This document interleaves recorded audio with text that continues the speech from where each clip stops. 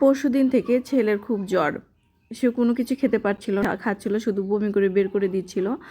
তো আমি ওকে বললাম যে তুমি বেগুন ভাজি দিয়ে ভাত খাবে কিনা, কারণ বেগুন ওর অনেক পছন্দ বেগুন ভাজি। তো বললো আচ্ছা আম্মু ঠিক আছে করে দাও। তো রোজার দিনে আমি বললাম যে এখন বেগুন ভাজি দিয়ে খাও, তরকারি ছিল ও খাবে না।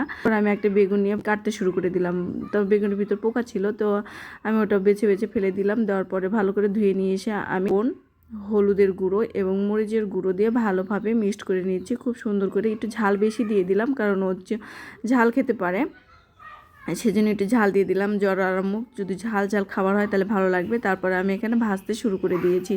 এখানে চুলায় একটা প্যান দিয়েছি, প্যানের ভিতরে আমি অল্প একটু তেল দিয়েছি, ছোটো বাচ্চার জন্য রান্না সেজন্য আমি বেশি তেল দিইনি। তারপরে এটা ভেজে নামিয়ে নিয়ে এসেছি। ছেলের জন্য একটা বেগুন ভাজি নিয়ে নিলাম, খুব অল্প পরিমাণে ভাত নিয়েছি, মানে আমাদের মানে 2বার খাওয়া যাবে এরকম পরিমাণে। তো ওকে মানে খুবই অল্প করে সামান্য করে খাওয়াই দিচ্ছিলাম, কারণ ও খেতে পারছিল না। তো যাই হোক শেষমেশ আমার ছেলে ভাতটুকু খেয়ে নিয়েছিল। তারপর আমি এখানে ভাত ভাগ করে নিয়ে ওকে খাওয়াচ্ছিলাম। শীত শেষ হয়ে গরম পড়তেছে, এ সময় সব বাচ্চাদের অসুখ হয়ে যাচ্ছে।